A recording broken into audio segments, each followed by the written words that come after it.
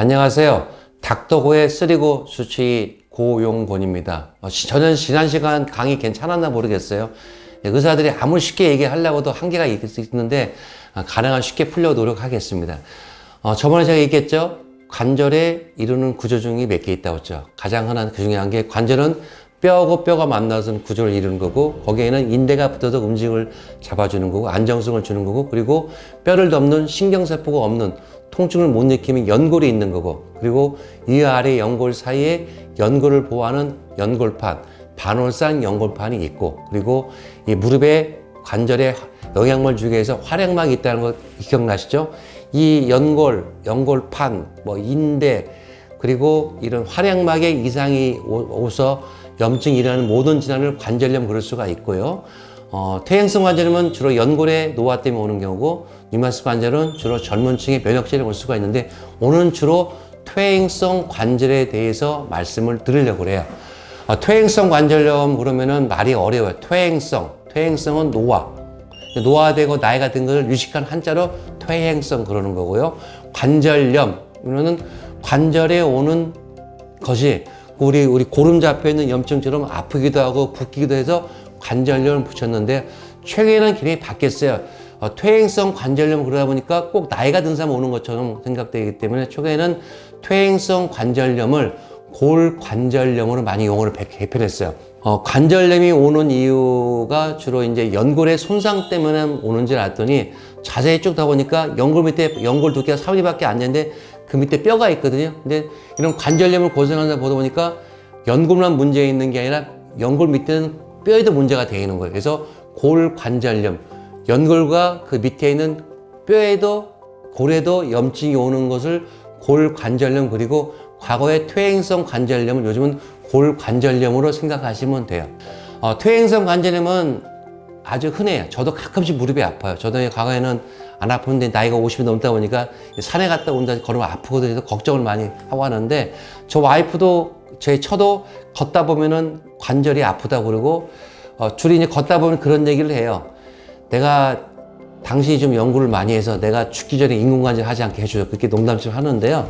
그만큼 전 세계 인구의 약 15%가 관절염을 앓고 있고요. 다시 말하면 전 인구의 15%니까 전 인구니까 나이가 65세 이상은 거의 60%, 70%를 앓고 있다고 보시면 돼요. 퇴행성 관절염의 원인은 주로 노화예요. 많이 써서 많이 닳아서 올 수 있는 거. 제가 첫 시간에 말씀드렸죠. 저도 요즘 손가락이 아프다고. 많이 쓰면 와요.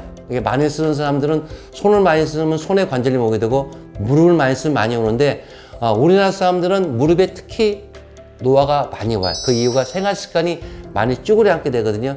쭈그려 앉다 보면은 무릎에 하중이 많이 가기 때문에 쭈그려 앉는 생활 습관이 있는 이런 좌식 생활하는 우리나라 동양인의 퇴행성 관절이 무릎에 많이 올 수가 있고요.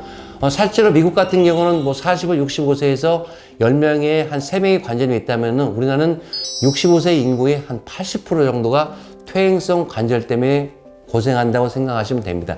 골관절염의 의미는 꼭 나이가 들어서 오는 게 아니라 나이가 젊어서 올 수 있다는 뜻이에요.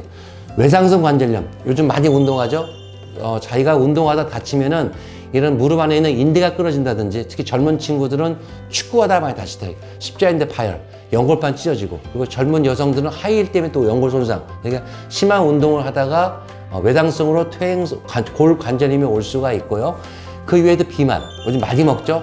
뚱뚱하면은 저희가 상식적으로 몸무게가 40kg인 사람과 80kg가 몸무게가 2배인데, 연골 두께는 2배가 아니에요. 무릎 크기는 비슷해요. 그러니까 몸무게가 많다고 해서 연골이 두꺼운 게 아니기 때문에, 아무래도 몸무게가 무거운 사람이 연골선을 쉽게 오기 때문에, 또 하나는 이 휜다리, 우리나라 여성들이 보는 휜다리 때문에 다리가 오자가 많아요. 서양인들은 10명에 한 6명이 오자라면, 우리나라 사람들은 10명에 9명은 오자로 휘어있어요. 항아리 다리죠. 아무래도 좌식 생활을 많이 하다 보면은 오자로 휘다 보면 아무래도 무릎 안쪽에 하중이 많이 가서 퇴행성 오게 되고, X자로 무릎 바깥쪽이면은 바깥쪽에 하중이 많이 오기 때문에 이런 휜다리들이 또 골관절염의 원인이 될 수가 있다고 보시면 됩니다.